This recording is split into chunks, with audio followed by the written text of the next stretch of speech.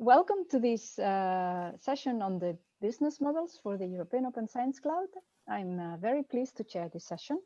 I am Lidia Borrell-Damiàn. I am co-chair of the working group on sustainability within the European Open Science Cloud, together with Rupert Luca. And we have been coordinating a series of actions regarding sustainability of the EOSC, as the name of our working group indicates, through a series of consultations with member states, using the expertise of consulting companies to help us out in building the EOSC in its legal form, the EOSC legal entity, and also regarding the business models, which is the subject of this session. We also have been and we are still conducting other studies regarding sustainability, in particular engagement with the wider public sector or private sector, with the country analysis on existing research infrastructures, data research infrastructures, and on long-term data preservation. So we have a good breadth of studies that are assisting the creation of EOSC. After listening the session on the rules of participation, which I think it provided some clarity to questions raised by the audience, and before we listen about skills, which is the subsequent session, I am very pleased to introduce you to the two of the group of experts that have been providing very valuable information about costs and business models related to EOSC. We have contracted them since April, I think, and they have been very engaged in identifying the operational costs linked to the EOSC core services. As you may remember, these are services for researchers, such as authorization, such as metrics, metadata, etc., persistent identifiers, of course, etc.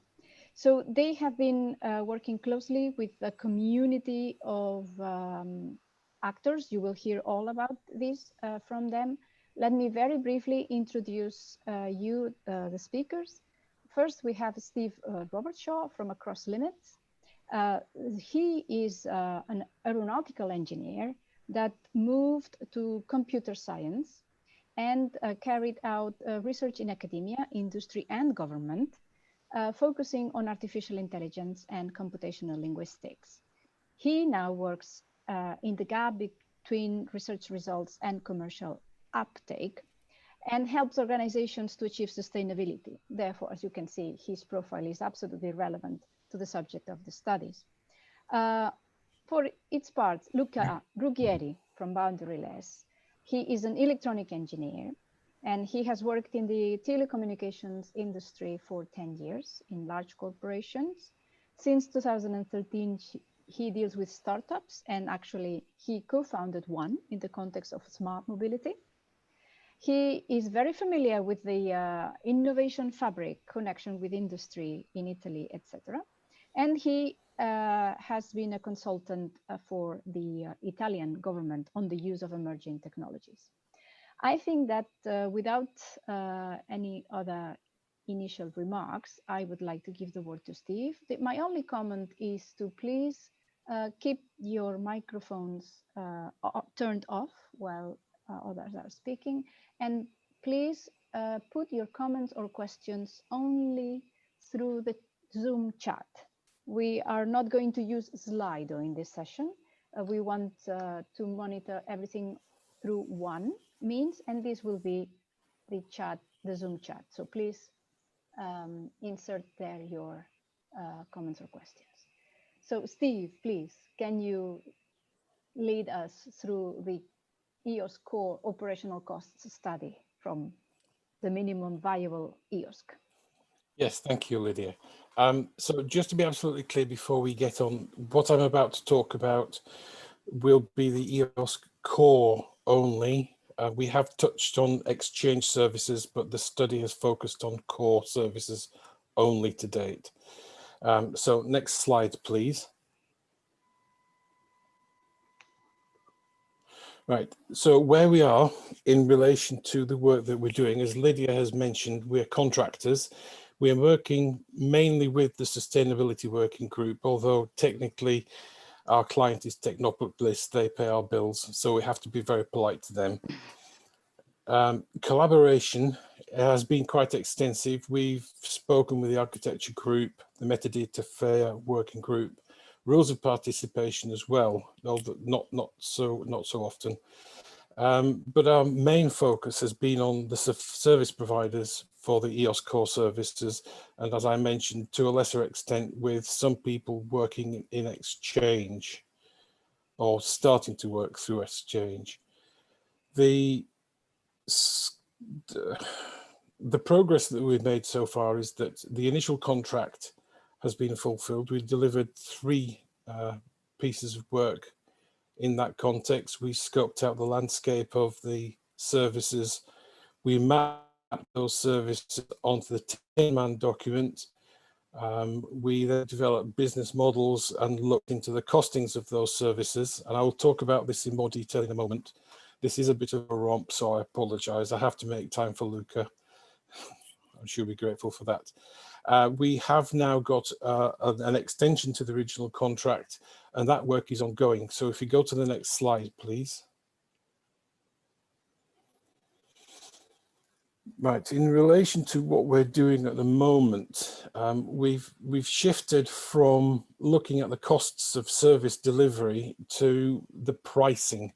Now, the distinction between pricing and cost arises from the fact that quite early on in the original study, we recognized that if EOSC, the legal entity that is going to govern, or not govern, sorry, manage EOSC, is going to be effective, then it needs to have access to all of the knowledge that's retained within the e-infrastructure community as it exists at the moment. So we came up with the idea that the big 4, if we want to call them that, the existing e-infrastructure, so that's GEON, EGI, EUDAT and OpenAir, the people who are involved in that have a great deal of encapsulated knowledge. They have skills and services which, if they did not exist, if they were not supported, EOSC would find itself very much more vulnerable than it would otherwise be. So if those entities are going to carry on existing, then they need to understand that their business models may have to evolve.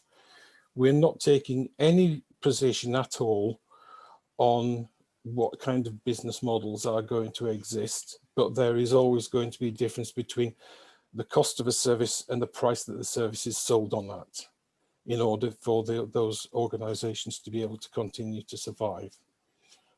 We are currently mapping, the original mapping, as I said, was done against Tin Man. We are now mapping those core services against Iron Lady. There is a separate study also going on looking at alternative funding mechanisms so that EOSC does not necessarily need to just rely on Horizon Europe. Well, it was Horizon 2020, of course, but going forward, Horizon Europe funding. And then we are, as I said earlier, we are starting to move out away from the core and looking at what kinds of exchange services are more mature than others, and we're able to have discussions with them about their costs and pricing models in order to be able to support the minimal viable EOSC, because of course, in order for EOSC to be attractive, there needs to be something available or a service available for the people who want to use EOSC to find value. The core services are just there to provide access to those marketplace and exchange services. So next slide. Right, so I'm going to go through now a list of preliminary observations. This is not fixed, it's not final. And that's a very good way of introducing the first point. That one of the issues we're finding is that the landscape being described or bounded by EOSC is not yet fixed. And that results in a lot of confusion. Even experienced people are confused about what's in and out of scope, whether something is core or going to be an exchange service. So there's quite a lot more outreach probably required even within the core communities. Some of the core services are still missing, notably the metadata service, and some core service costs are likely to be underestimated. We base that on our experience of not just business in general, but also from the interviews that we conducted with the people that we spoke to in relation to what they understood were their own costs. We found several categories were missing. So at the moment, we estimate that with the information we have, EOSC Core is going to cost around 7 million euros a year to run. We believe that the complexity of EOSC Core, that is likely to be an underestimate, but we are still, as I said, working on this, trying to drill down and get more concrete data so we can make some definitive advice around that number. Some skill sets are not represented, and this again drops out of the first point. We found, speaking to people around the EOSC core community, we were speaking to people of the same profile. We were speaking to technical people, people not in best place to answer questions about how much their services cost. So we anticipate that EOSC is going to have to start drafting in people with other skill sets in order to be able to answer these kinds of questions. I've already mentioned the third point, the need to retain the service aggregators in order to simplify the work of the EOSC legal entity. A very good point was made in the last MV meeting that we attended, where it was pointed out that there was no big bang likely with EOSC. What was required was to start with what was possible now, and then to grow organically and to move away from that point as and when the opportunity arose. Another point that came out of our studies, and this dropped out almost unexpectedly, didn't really expect to find this at all, but we've all heard about the European single market for services at the business level, at political level, but actually we've discovered that there's no single market for research, and that is one of the areas which is making EOSC very complicated. At the moment, it's just not possible, given the resources that are available for many of the nationally funded entities to collaborate with each other. This is not helping at all. Finally, this is a large point that again has sort of emerged recently, and that is that some of the problems that EOSC has to overcome cannot be solved from within EOSC. What we mean by this is that there are many questions related to rules at a national level, rules at a EC level that can only be addressed by the Commission pushing back against the member states centrally, or even to the Council of Ministers. There needs to be a political will to make the landscape that EOSC is operating within simpler for EOSC to operate within. If it's not simple, EOSC is not going to find it easy to operate at all. So final slide, please. And this is a big point. It has many ramifications. So if we take it from a very distant perspective, EOSC is an endeavor that's building something large out of lots of existing components. And many of those components have themselves been aggregated from previous generations of existing components. Therefore, this bottom-up approach is going to be very hard. and it's made even harder by the fact that these services operate with very low overheads and on very short, basically on annual funding. Amazon started with massive investments from lots of extremely wealthy investors. The approach taken was top down, and it took decades for it to find itself in profit. EOSC doesn't have that luxury, so the comparison between EOSC and AWS is not fair, but it is a very valid point to make when speaking to the funding agencies. If EOSC is not funded in a manner that it needs to support itself, then it will never get itself off the ground. So I'm going to hand over to Luca now, who's going to talk about business models. Thanks, Steve. Good morning. Just let me share my screen and the presentation that I have. Are just other few slides, so don't worry.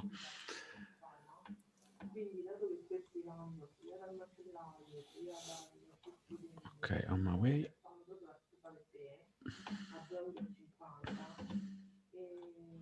So my role in this study was mainly to focus on how to design EOSC as a platform, because I'm coming from I would say 5 or maybe 6 years to this year of expertise in designing platform strategies.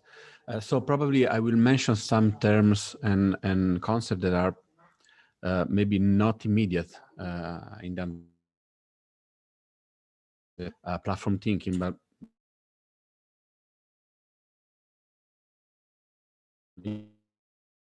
guys some meetings where I can explain more extensively what I mean. So I mean,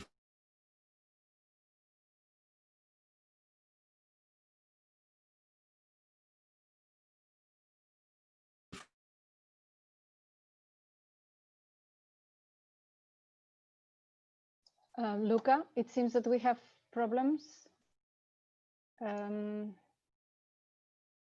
Your image is frozen, Luca.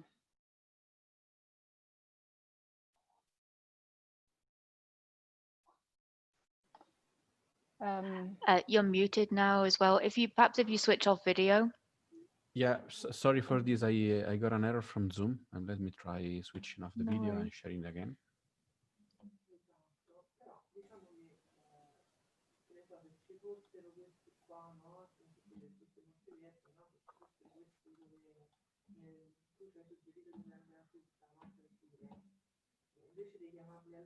Okay, I think it's going now, right? Okay, sorry for that. So I'm not sure. Okay, I think it should be okay. Okay. So sorry for this tech problem. What you see here is the mapping of EOSC as a whole, so as an entire platform that we did in our study. And this map is more or less the same that we presented in the first part of the study, so in the previous deliverable in August. And we didn't extend it apart from some small details, because in any case, when you do a platform design activity, you always design for the entire platform. And you see that one of the most important and insightful findings in our study is that, of course, to evaluate the proper sustainability of the strategy, you need to consider the platform again as a whole. So composing together, putting together all the different parts of your strategy, because some part, probably what we call the core functions, will be a pure cost for the platform because they are providing the infrastructure that is sustaining the whole thing, the whole initiative. While the sustainability could be found in different parts, like the exchange or the hub, or maybe adding, I mentioned them at the closure, adding some additional services that you can consider at core level in order to be sustainable in the mid and long term.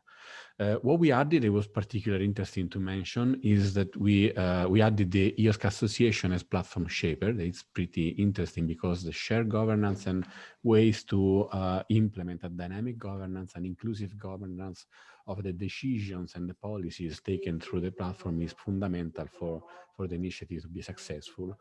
And I will add some details in a moment.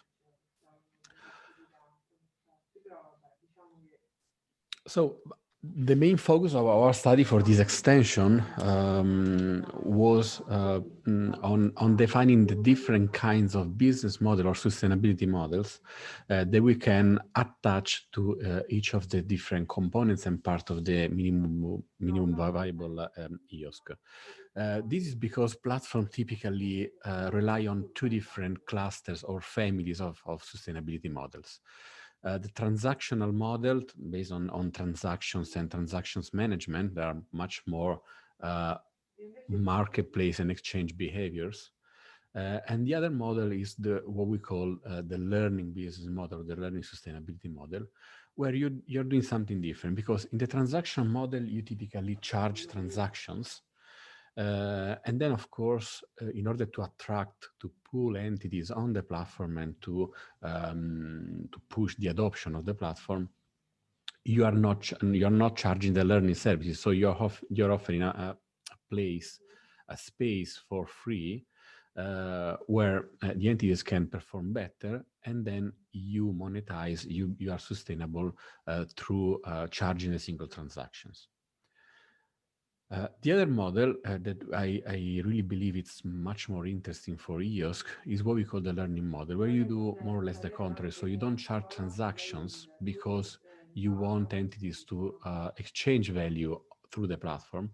You are instead focusing on offering this space where you can act as a translator, I would say, as a diplomat, as a cultural mediator, so that the platform role is the role of a broker that is in the middle of complex processes and complex streams, and is trying to offer a simplification approach, behaving like a trust advisor or a trust mentor, helping all the entities in how can I say, deal with complexity, deal with bureaucracy, deal with aspects that are seen and perceived as blockers in the I would say seamless and smoothless exchange of value.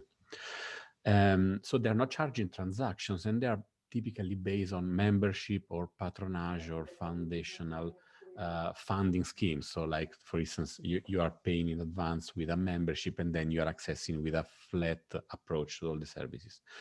Just pay attention in this distinction that sometimes, I mean, there is not enough to understand how and how often services are paid in a system to identify the two models. Because if you are paying in advance services and then you are monitoring the consumption and the remaining resources in your model, you are still focusing on a transactional model. So it's not enough that you just pay in advance to have a learning model. Learning model means that the space, the common space that the platform is providing, is a space of growth for all the entities. So also the governance and the shared governance and the collaborative decision making and policy making is a fundamental component, because you need to feel to be part of it and contribute actively. That's why the main insights that we extracted from this study were, first of all, that pure transactional model, meaning that we can charge single transactions, meaning that, again, that we are charging the single access to single resource or service or data, is probably not viable in the short term for sure. And then we'll see in the mid and long term, given that also we don't want to introduce more complexity, more overhead. So if right now the payment and the monetization schemes are not already charging the single transactions, because it's not what's happening in the ecosystem. So typically researchers are accessing resources with a flat approach. So let's say considering them for free because they are prepaid.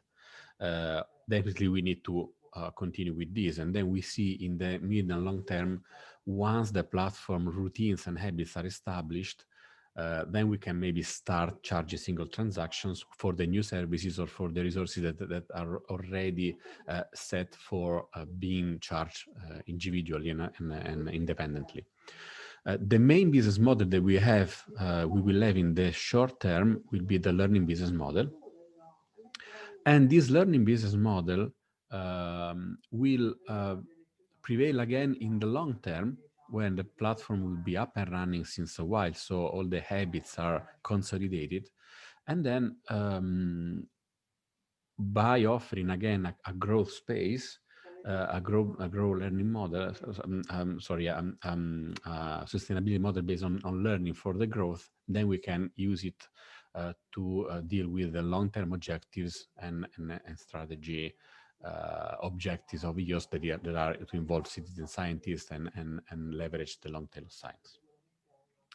Last slide, and then we have enough time for the questions. We extended also the use cases because we presented some use cases focusing on the EOS core services provided there to support these use cases in the first part of the study. Then we extended these use cases in the final deliverable that we are going to deliver in the next days by explaining a little more why these use cases were already considered at EOSC entire, I would say, inclusive level, so at EOSC MVE level. Because in any case, in the first use case, where we hypothesize that the researchers is trying to access the right resources, dataset, outcome, publication, or is publishing them and supporting, looking for services in the specific domain. Sorry, Luca, sorry to interrupt, yeah. Luca. Yes. Some of the participants, I'm terribly sorry, but some of the participants have problems in hearing you because there is some noise in your background room. Okay. Some noise in the background. So can you ask either, I don't know, to find a solution, yes. either Sorry, them to move around or suppress Let me check. in the background, please? Thank you.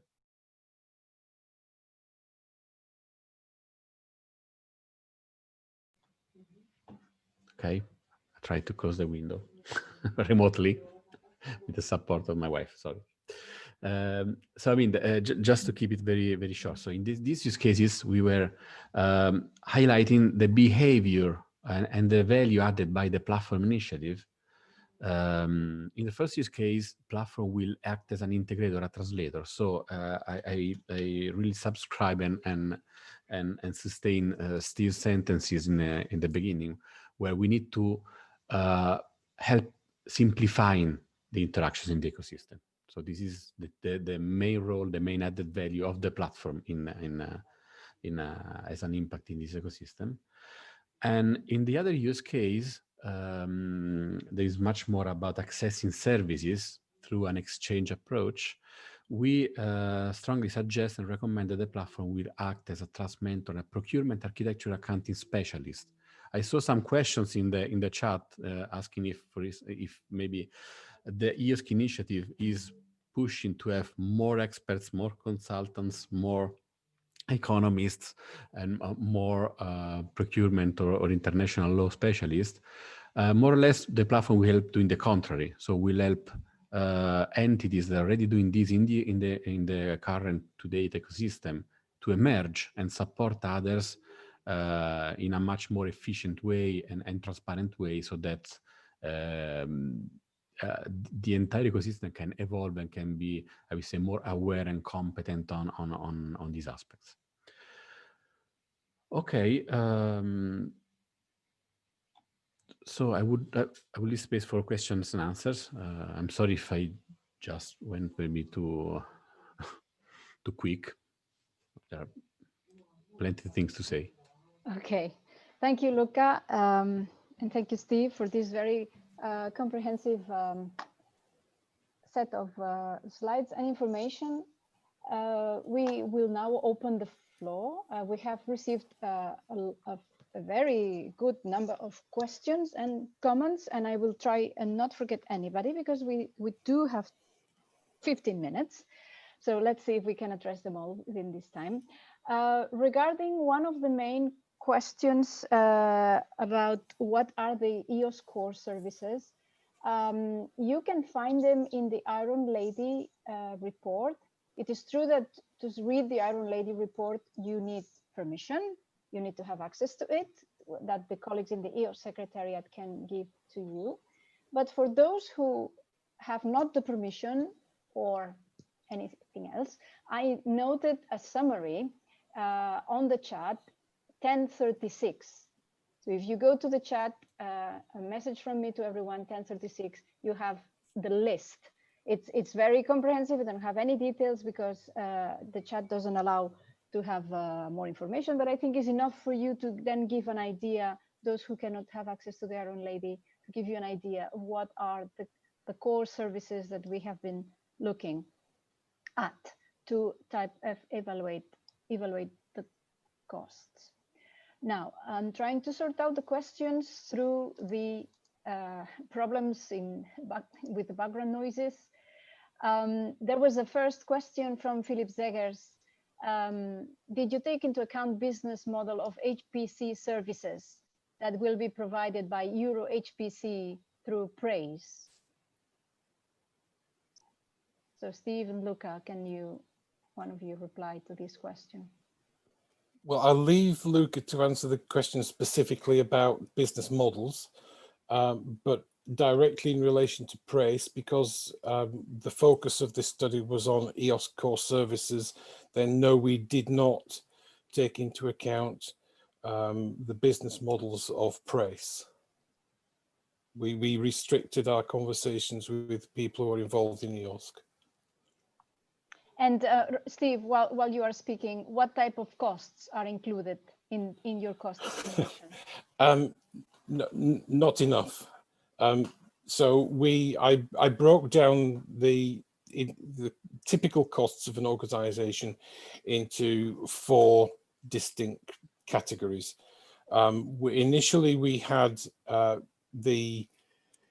let me see, personnel costs, equipment costs, facilities costs, and then other ancillary costs. I had originally hoped that I'd be able to dive deeper into those categories, but as I said, because we couldn't actually reach the right people, we never managed to get any lower than that. Now, when I say right people, actually we did manage to get through to some accountancy departments in various institutions, but their accounting procedures do not allow even them to be able to answer questions at a deeper level.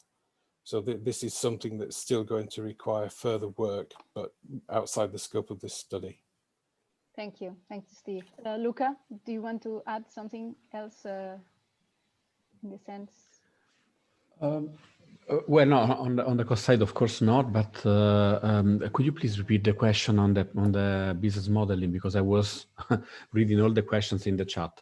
So sorry. The questions on the business model was if you took into account the HPC services. No, okay, no, provided through Euro HPC through praise, actually.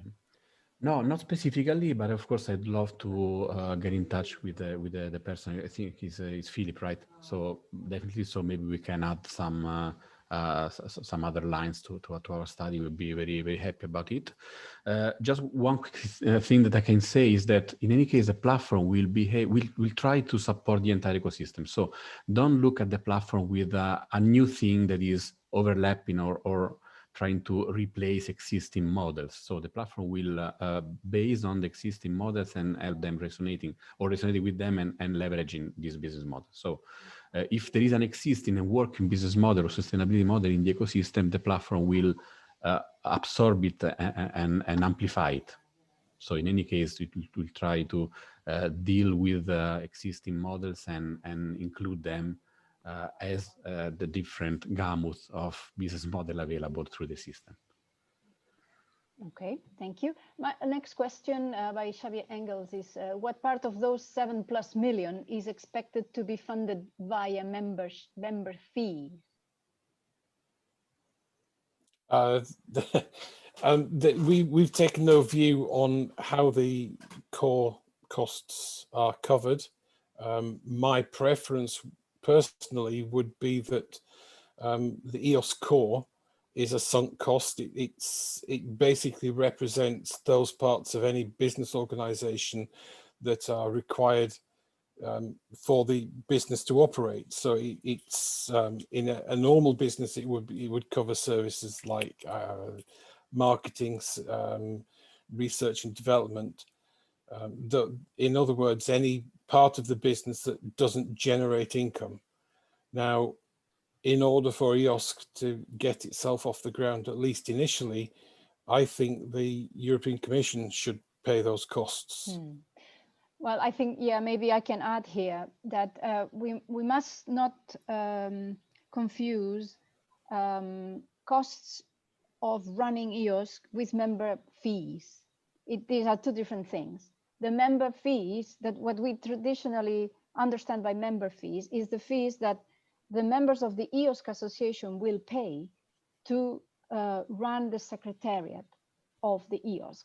This is different from running the costs of EOSC, which will run through programs funded by the European Commission with the contributions of member states and with including possible in-kind contribution. That's still to see how. But it is very different to pay for the service of running the EOSC, which will be the main task of the EOSC association, different from the costs assessment that Steve and Luca have been performing. So would it be worth clarifying that further, Lydia? The EOSC association will be the legal entity, and it will basically provide the services of a secretariat. Yes. And based on what Lydia's just said, that will be covered by membership fees. Yes. However, the EOSC core is a group of services that are required for the rest of EOSC to function correctly. And so those are technical services that need to be in place and need to operate and function correctly for the rest of EOSC to be able to operate. And those are the core services that were the focal point of this study. Yeah, exactly. Yeah. That's thank you for confirming, validating. Good.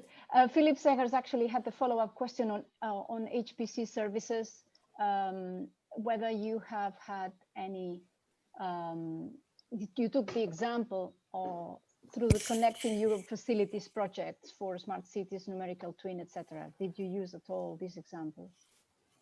We operated from the ground up. If we had been pointed to those examples as potential funding instruments to cover costs by the people we were interviewing, then yes, we would have looked at them.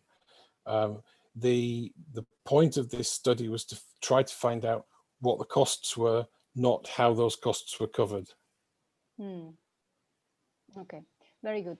So I then a question from kind of a long question from Bergelman, Jean-Claude Bergelman. If 2 million researchers use EOSC, it seems to me that we have an interesting market for commercial service providers to offer most of the core. We estimated that in Europe, 10 billion of public money is spent annually on data services. What about reprioritizing this? That is an extremely interesting point that we could debate. I would not presume to take a view on that. I think that's something way above my pay grade. And I know that those kinds of questions often circulate within the European Parliament, various parts of the Commission, and have done for a considerable time. So yes, that's a commonly held or a commonly discussed point. Good. Moving quickly to the next questions, because this is still a lot. This is generating a lot of questions. What is the cost model used to come up with estimation? There's very little information is provided on the cost and the cost structure. What's the reason? What's the reason? The reason was, and I don't mean to be facetious, but it was the question that was asked that forms the basis of the contract. So the way that we tried to reveal those costs was we interviewed people across the board within business contexts, within the public sector contexts, in either universities, research institutes, the existing research infrastructures and e-infrastructures, to try to find out and enumerate what their costs are on an annualized basis. I said in my presentation that that was turned out to be very much more difficult conversation to have than expected, but we did arrive at some costs. Many of the costs were actually based on personnel month equivalents, very few actual real costs in terms of euros per month, if you like, were actually given to us. So the 7 million a year is abstracted from the conversations and collected within the 4 categories that I mentioned earlier on. Very good. Moving to the next question from Yuri Demchenko. Given that EOSC is declared as a federated infrastructure, I found comparison EOSC to AWS not correct, at least for the infrastructure part.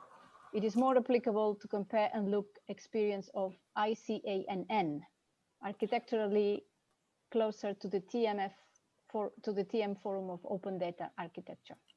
No, that's absolutely correct. Technically, there's no comparison between Amazon Web Services and EOSC. The point that I was trying to make is that very often some comparison is made between the kinds of services that EOSC hopes to deliver and those that are already delivered by Amazon. The real point is that Amazon had enormous initial investment on the basis of a business case that was derived from the top down. Everything was relatively simple. Amazon operates with overheads that allows it to overcome the complexities of doing international business. EOSC, on the other hand, is being built from the ground up through greater levels of federation of already federated services. This is very complicated already. The fact that there are very low overheads associated with those existing services that we're trying to federate further makes that task even more complicated, because we've got to find ways of achieving the same end result with, frankly, not enough money. So that's the point that I was trying to make, the difference between having a top-down approach with lots of investment on the one hand, and on the other hand, the EOSC model, which is from the bottom up with actually relatively small levels of investment. Yeah, good. Let me add just a quick sentence, because I think it's a crucial, and I totally agree with Steve. So EOSC platform purpose is not to become the central hub of services offered directly and maybe created and implemented from scratch to the research ecosystem. It's the contrary. So whoever is capable of providing services in that context, they will be simply supported and amplified by the platform. So the platform primary purpose in this case is to be more or less a governance model or a data-driven policy-making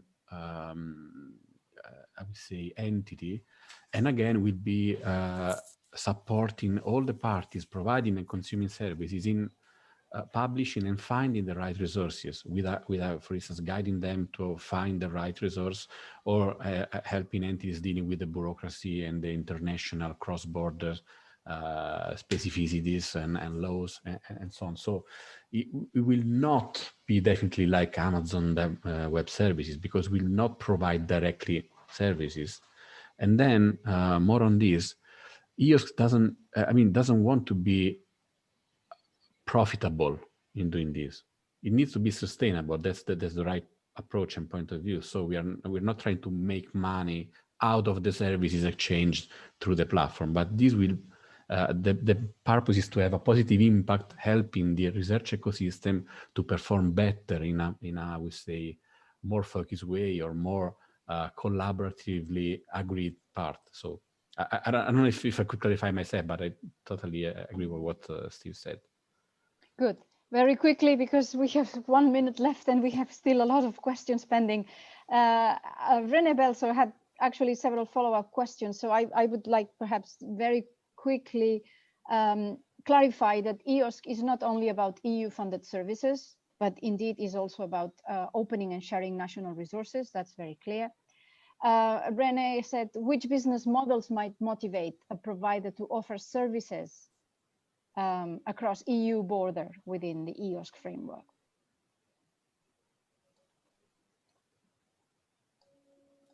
Right, so Yeah. I was expecting Luca to jump in there. No. So, Yes, definitely. Sorry, I was muted. No, it's definitely that is the role. So the main role and the initial role, of course, of the initial part of the business model, so the learning model, will be exactly the space. I mean, holding the space to do this. So to act as a translator of bureaucracy, of needs, of value provided, supporting in the capacity of personalizing services, customizing services, helping who needs to access services but is not capable because it's not falling under their capabilities and duties. So it's not capable, for instance, of dimensioning architecture, purchasing it. So also the procurement, common procurement services could be probably very helpful at the core level, just to do this. And actually, it's not the business model that gets in the way of nationally funded entities trading across borders or offering services across borders. Very often it's the national rules, it's the funding of those national services. So this is actually underpins the point that I was making, that many of the problems that EOSC has to solve are actually not solvable within EOSC. EOSC has to start lobbying at a political level, both at the EU level and at national levels as well, in order to start making these discussions happen. And it's only those political discussions that will resolve those problems. Okay, thank you very much, Steve and Luca. I think I will draw here an end to the discussion. There are still questions pending, but luckily there is a session at 1:30 today. So I would really ask Steve and Luca to take note of these questions, to address them then at that session, where we could retake this dialogue. Otherwise, we will be kind of upsetting too much the schedule. Yeah. Okay, so thank you very much, Steve, Luca. Thank you very much to the close to 260 participants that were in this session, and enjoy your coffee break before the skill session. Thanks so much. Bye. Thank you. Bye.